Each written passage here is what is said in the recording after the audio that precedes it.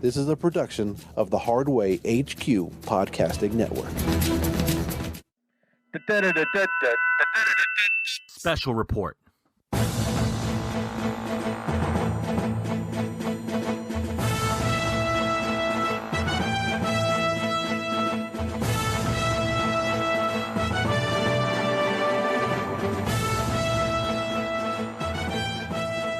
All right, ladies and gentlemen, we are here in Hardway HQ Studios with a breaking news edition of John and Ed at the XFL. Here, hardwayhq.com via the Hardway HQ Podcasting Network. You can find this podcast through iTunes, SoundCloud, Stitcher, Google Play, iHeartRadio, and other various podcasting applications, as well as the aforementioned hardwayhq.com. And for the first time in quite a long time, especially with what me and Ed were doing on YouTube, this episode will be an exclusive on YouTube, so stay tuned for that. You can find us on Facebook and Twitter, social media-wise, at Hardway HQ, Instagram at the Hardway HQ, as if there's any other one. Advertising concerns, hate mail, John at hardwayhq.com, Jon at, don't actually write at, use the A with the circles around it. Cool gimmick, cool shtick, cool deal, baby. John at hardwayhq.com. I'm John Harder here in the Hardway HQ studios, I alluded to earlier. A bit of a dismal day. We'll get into why in about a couple moments or so. It's across from me here, not in the Hardway HQ studios, but via the Hardway hotline, the one, the only, Ed Scanlon. Ed, what is going on, good sir? Hello. I am in I am in my quarantined house on the other side of town. You're on it's that Ed kid from the other side of town. It's not even the other side of town. You kind of live like in the middle. Yeah. The studios are like in the middle of town, and I'm on the one end. I am practically at the edge of one town. You are. I think, like, dude, you know what it's like North-South River. It's like North-South River, Central-South River, and then South-South River. We're really going to break up a town that's 2 square miles in the 30. If you dream it, you can do it. You know, man, today is it's one of those days, Ed, as we'll go into the little more discussion of why. You know, we got to go backwards before we can go forwards. Yep.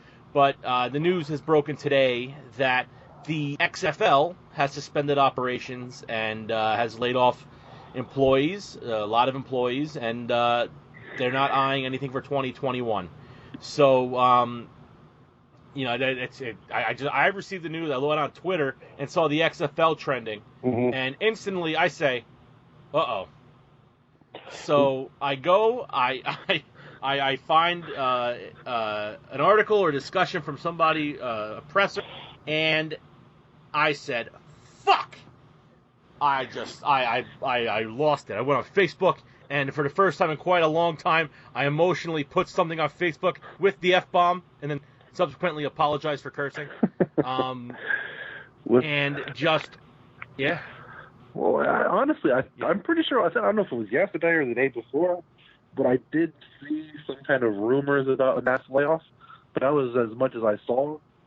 And I didn't, like I said, I just figured the mass layoff would be more for, you know, what's going on right now so people can, you know, see if they get other jobs or maybe even go on unemployment or something, you know, like I said, that was my initial thought, that they were laying off a lot of people.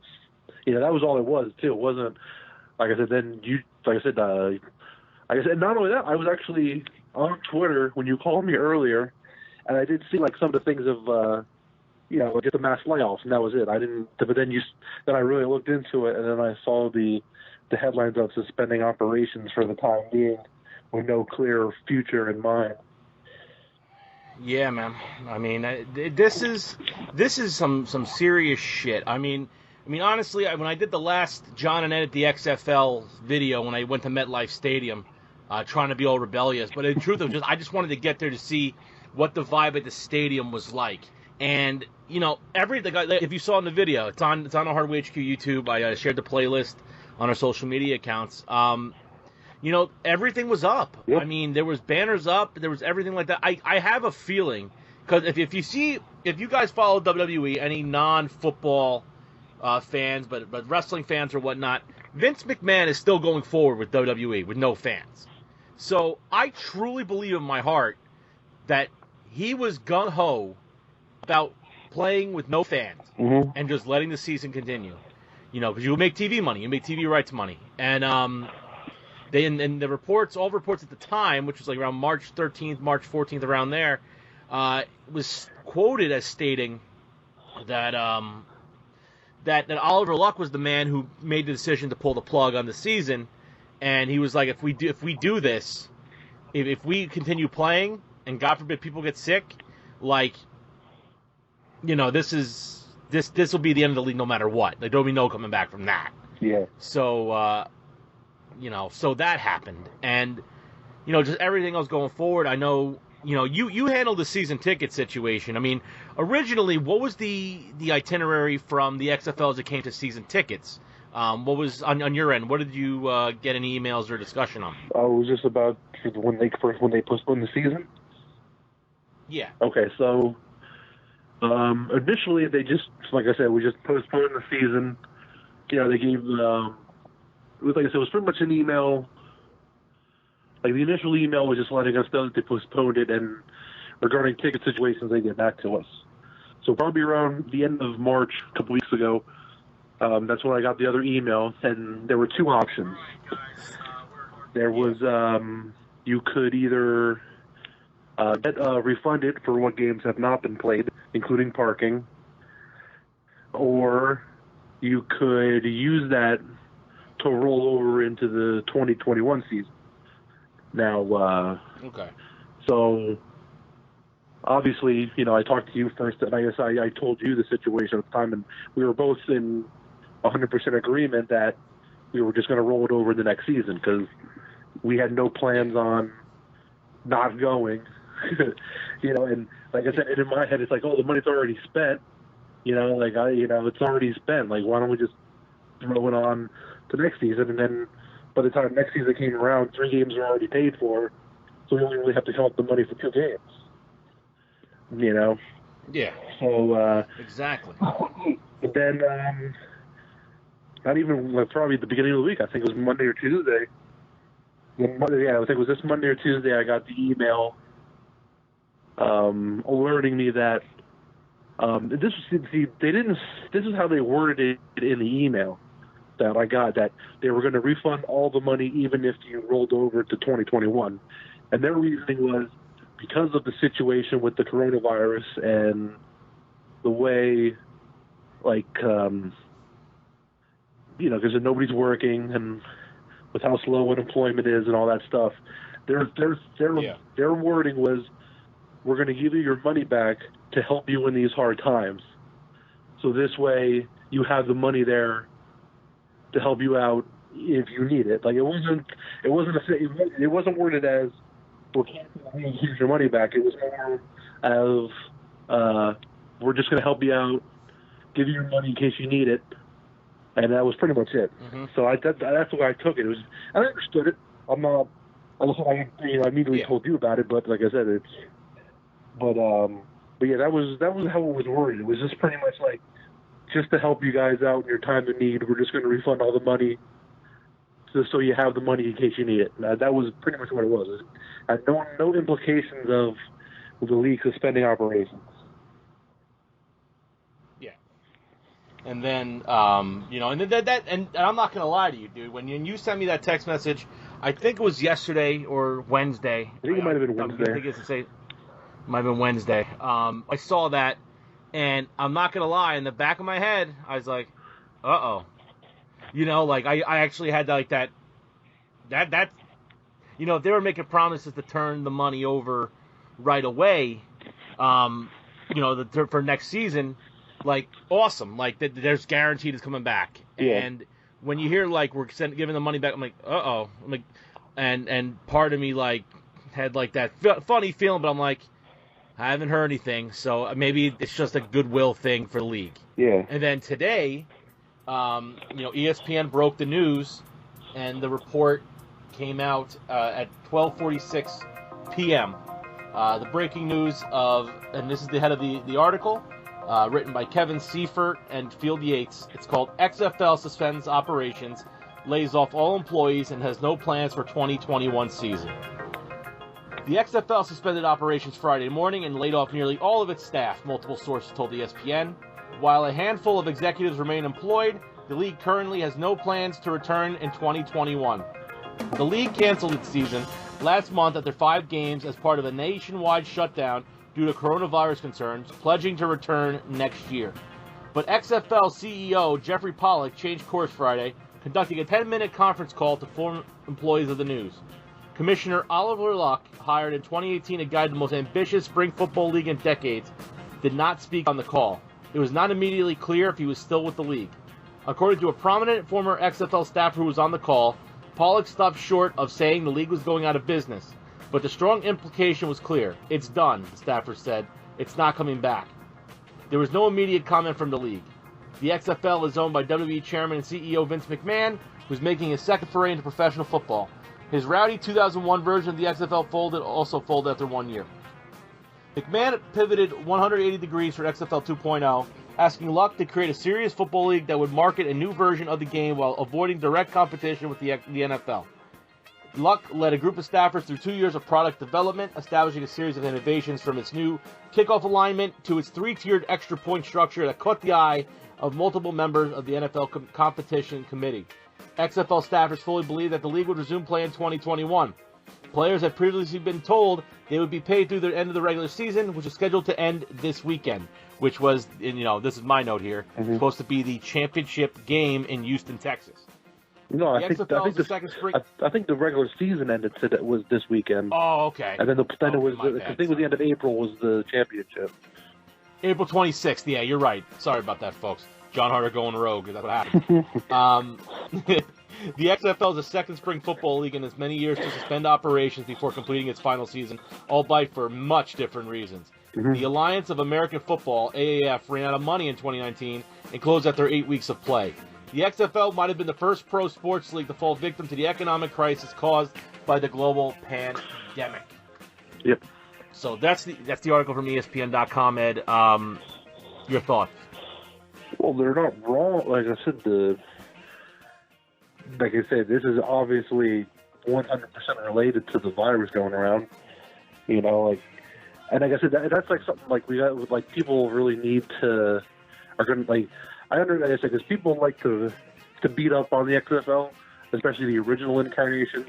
So when they announced the second incarnation of it, they immediately scoffed at it and made the jokes and brought back the references. But, me and you going to the games and watching it and following it since they announced it, it was a completely different breed than what the original was. And this one, like I said, this had the legs to keep going. Because there were so many positives going into it, because you had ABC, ESPN, and Fox behind it. So you had the national exposure, which the AAF didn't. And like you said, it didn't. But like you said, when something of this magnitude hits, and I think the whole suspension of the league, though, too, because you said they didn't want to have direct competition with the NFL, and there are still reports of this situation, as grim as they are, even continuing long, maybe even into the fall, which would push back the NFL season. So the XFL can't really go ahead with anything until they know what the NFL is doing. So I think that has a huge play on it too. But as I was saying, this isn't a failure because of the actual game itself. This is a collapse because of a global pandemic that just, you can't recover from if you don't have the sustainability that the other professional leagues around. Like I said, all these other leagues have been around for over 100 years now.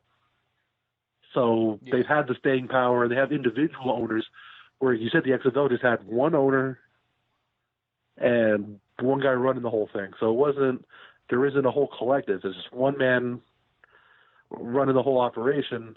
And when something like this hits, it's, there's not a whole lot of sustainability on it. And so it is shut down because of it. But it's not a failure because of what we saw on the field. No, absolutely. 100% agreed. And Me and Ed did the 2 games. We did 2 home games at MetLife Stadium, and I heard reports, and this is wild. This is one of the things, on our level, and then I'll go back to the whole scope of everything. Did you know that the XFL did actually go to Red Bull Stadium in Harrison to try to get the season played there? Yes, I think we talked about this. I think we talked about LSG possibly. Yeah, and, when LSG came with us, he said something about it. We had the conversation, and I did know about it then, that they did approach for the Red Bulls, but they said no. Yeah, and I can understand why. I mean, I don't think they would want, soccer inside of their custom stadium for soccer, whatever. But, on the main level thing, like, if you really look at it from a perspective of league success, merchandise was selling out quickly. Mm-hmm. I mean, if you look at, LA wasn't doing great with numbers for fans, and New York might not have looked great because they were in the giant MetLife Stadium, but there was people at the games. Trust us, there was people there. Oh, absolutely. So there were people at that stadium. But if you look at places like St. Louis opened apparently the week that before the league got suspended for the moment. They opened up the top level of their stadium. Yeah, they had like to. 50,000 tickets. So St. Louis embraced. It's like they're like the San Francisco Demons of XFL 1.0. I mean, and Houston and Dallas were doing well. DC was doing awesome. Seattle had real good numbers too. Yeah, dude, I mean, merchandise was selling big. A lot of people were buying merch. There was a lot of positive things. People were saying the ratings were slightly going down if you read media reports. But my opinion was it was the NFL. Pro Football Talk, which is basically run by Yahoo, which has a great, strong connection with the NFL. And NBC. They were kind of talking a lot of junk on the XFL. I call a little conspiracy on that, personal opinion there. But the fact was the XFL, every time I talked to somebody about it, I mean, people I worked with, people, who I said, they were like, I'm going to XFL games. And they started laughing. They were laughing at me for going, for a long time. Oh, absolutely. And then they finally, watch a couple games, and then they go, dude, it's actually pretty good football. I'm like, no, I've been saying that the whole goddamn time. I said, and it's only been getting better too. Like I said, they were really hitting their stride too. Like I said, the games were getting better. The teams were getting better. Absolutely. It was getting really fun. And now we're at the point right now. Where, again, league is now suspended, and I hit up a few people instantly. Tim Hughes, my buddy Tim, goes, it's a conspiracy. The league, they're using the coronavirus as an excuse. I'm like, I don't think so this time. I don't think this is an excuse on that. I think it's legit, and I also think personally here, and this is where we live in the Great Garden State. My question for you, and maybe you give me a little insight on this. Do you think maybe it's the XFL laying off all these people to kind of like furlough them a little bit, and just to to put them on unemployment and keep Alpha Entertainment and XFL active, so they can continue on? I think, honestly, it probably isn't, they're not gonna. I don't think they're gonna come out and say it. But to me, I forgot where I saw it, but I did just, before we started talking, I do believe that there is some, they laid off all these people for now to keep capital. So this way they have money going forward, so this way when everything kind of settles down and goes back to normal, they can assess where they're at. And like I said, maybe we don't get it in 2021, but we might be able to reboot it back up for 2022. Because, like I said, I know, I don't know if they just straight up. The thing that I keep reading though is that no plans for 2021. I didn't see anything that was straight up no football in 2021 yet. That's my thing though. Right now, there's no plans for it because we don't know how the schedule and how everything's going to work out when everything goes back to, when this thing gets taken care of, and we can go back to being, normal, everyday citizens again. So I just think as of right now, it's just a way to hold on to some money, maybe let other people see if they can find new jobs, so that way they're not holding on to people if there's no, like I said, because it's indefinite right now.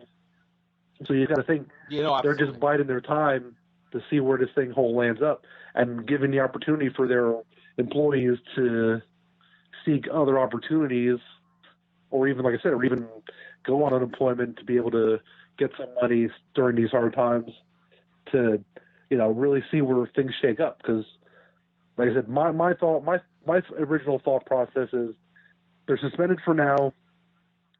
Like I said, maybe even a year from now, see where they're at, and then go. Like I said, I think they're just playing it like they're just trying to keep steady right now, try to conserve as much money as they can, and see where everything shakes up at the end of all this.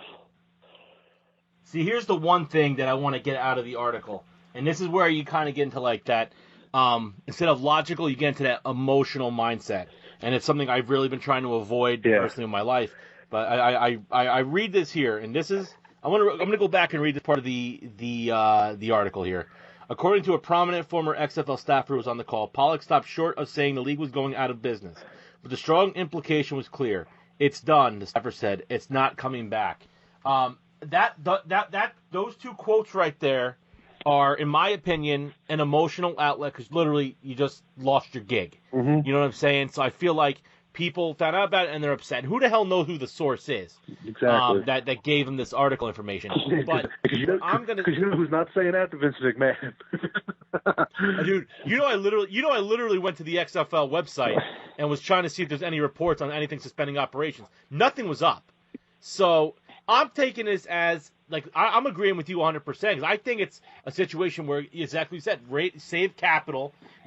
Get rid of all these people now, and look back when things start relatively, like you just said. Everything you said is spot on, and I truly believe that in my heart.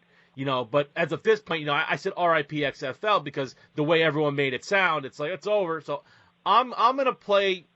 I'm gonna have to play. As much as I would love to play devil's advocate and pull a regatta in some respects, I can't do that here with this because we all know what happened last time with the XFL, and then when RIP and Vince, dropped it.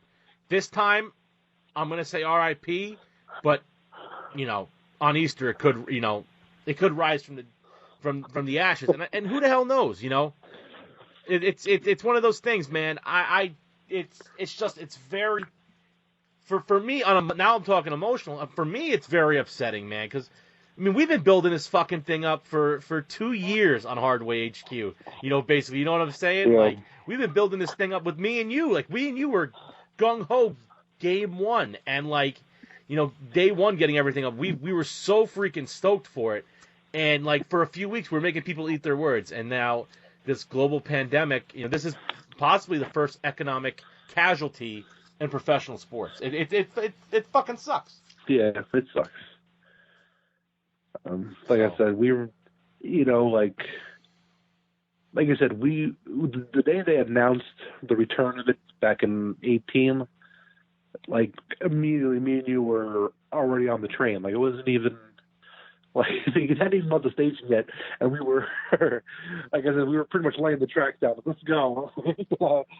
Let's go! And like you said, and like I said, then, the first day to put your name down for deposits for season tickets, we were on the list. First day to buy season tickets, we bought tickets first day right away. And to be honest, like I said, you don't want to, I'm not going to single people out because it was more than one person. There's a whole, a lot of every time you, like you said before, though, every time you said something to somebody, it was immediately laughed at. Oh, what do you, and. Like I said, that wasn't going to deter us at all because we knew what it was, and like I said, the 2 games we did end up going to that we had the luxury of being able to go to, I had a lot of fun, and I wish I could have gone to the rest of the final 3 home games because I had such a blast going with you and the random people we brought with us. Dude, by the way, I post things on Facebook. I posted that comment, and now I want to read some of the comments I've received on here. Facebook.com/the John Harder. I'm on there. You see with Mr. Met. Shows my diehard allegiance to the XFL. One guy wrote, "It'll be back next season. Not going to finish this season." And then I posted the no plans to come back article, and I got an angry emoji from this guy Brian, not Brian Belzer. Let's see. I got one from this guy Ashley Trill LaCroix, who stated, "The biggest victim in all of this is WWE. Is now Vinnie Mac can focus all his attention on wrestling." That's no. And then Maniac Marcos has a comment. He wrote, "This is more awful than 2006's ECW December to this member." So, and he wrote it in all caps. That's how upset he is. And Wagner Cordoza wrote, "So a repeat of the first run the XFL had. Some shit should just stay dead." And that is the ignorance. Yeah. That right there, and I like Wagner. He's a nice guy. But that's the ignorance. Mm-hmm. That's the ignorance right there of people who again, probably didn't watch the damn thing. Nope, and just talking smack. And you know, at first glance, you know, it just sucks. But, you know, me and Ed, and I've never been this type of guy before. This is new for me. I'm going to be optimistic. And 20, yeah. No, you can't do that. Calm down, man. I think the league is going to somehow survive. If Vince McMahon wouldn't let coronavirus detail WrestleMania, and people were going off about it before, and then they ended up having a pretty fun Mania for the 2 days, you know, I don't think the XFL, he will not let the XFL die this time. I think he will die before the XFL dies. That is as wild as that is. I truly believe Vince McMahon will never let this thing die again. He just won't. He's too stubborn. Yeah. So, I guess now at this point we could finally talk about highlights. Eddie, what would you say your biggest highlight during this short 2020 season of the XFL was? I'm going to say that first home game. You know, like that was, like I said, it was a fun atmosphere. You know, like I said, we had, you know, so we got great seats. You know, and like you said, they came out fucking guns ablaze, and things, so the crowd got into it really early, and they just never took the foot off the pedal in that game either. It was just a lot of fun. I just remember, you know, even just looking around, like even though the upper deck, you know, wasn't open, you know, people up there, like it didn't matter to me. Like, I just felt like this felt more like, you know, like this was our thing. Like we were going to be the, you know, the kind of like the anti-establishment kind of underground shit, you know, like that's what it felt like, because it felt like everyone that was having a good time, you know, like the game was fun, you know, like I said, the fact that they won, and, you know, won pretty easily that first home game, you know, especially when, you know, like they weren't really predicted to do much by, you know, whatever experts they had on the game that hadn't played yet. But like I said, we do like with you and Justin at the first game. You know, I guess I just remember it being a lot of fun and having such a great time, and like just looking forward to every other home game after that, because I just felt like this was going to be something.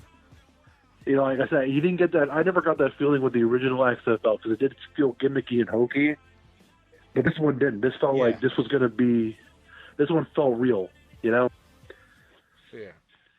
No, absolutely. And, you know, my highlight, and, you know, I don't want to say it's polar opposite of yours, but it was the second game for me, because not only did we did the second game where we wound up watching a close win, came down to the final play, you know, and then afterwards we went down, we saw the press conferences, we got a little glimpse of that, how they were set up.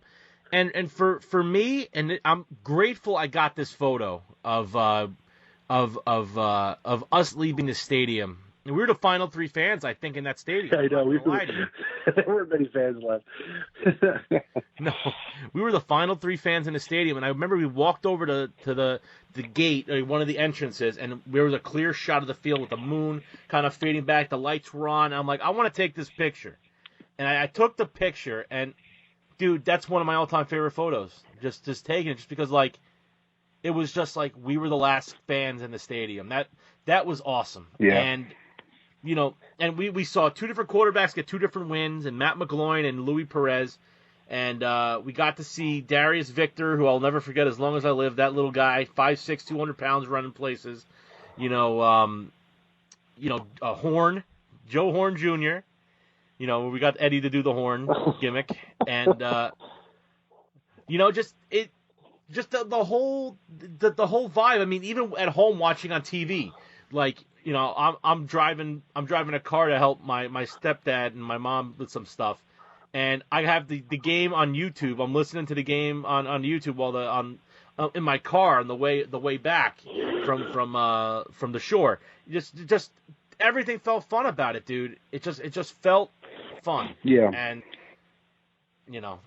for right now, I mean, this coronavirus has proven it nobody is safe, and not just physical standpoint, obviously, but also in an economic and in a sports landscape as well. So it just sucks. Yeah. So, you know what?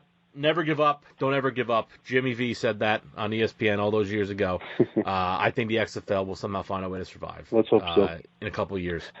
Yep, knock on wood. So with that said, ladies and gentlemen, it's been the breaking news here on Hardway HQ with John and Ed at the XFL Audio. Ed, where can we find you through social media, friend? On Instagram, it's eScanlon61. On the Twitter, it's Ed_Hardway HQ. And I've actually tweeted a couple things, so you'll be happy to know about that. I'm really happy about that, actually. Oh my God! You can find me on Facebook and Twitter and Instagram at the John Harder, TheJohnHarder. We're on Facebook and Twitter at Hardway HQ, Instagram at the Hardway HQ, and any emails you want to send my way, John at hardwayhq.com, and lastly, hardwayhq.com, blogs, videos, podcasts, so much more going on in the next few weeks. I'll have a little bit of time to do some things, so we'll do it. But Ed, for this moment, thank you for coming on with me today, and hopefully we will do it again soon. But ladies and gentlemen, this was the XFL for 2020, and most importantly, this was John and Ed at the XFL. Peace.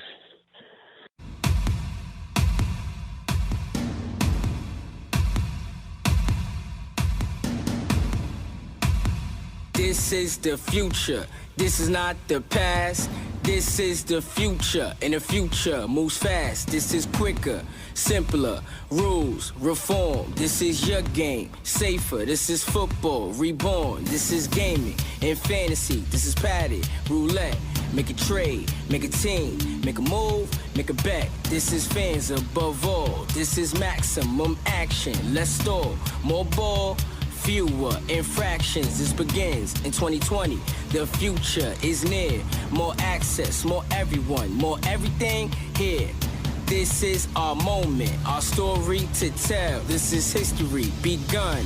This is the XFL.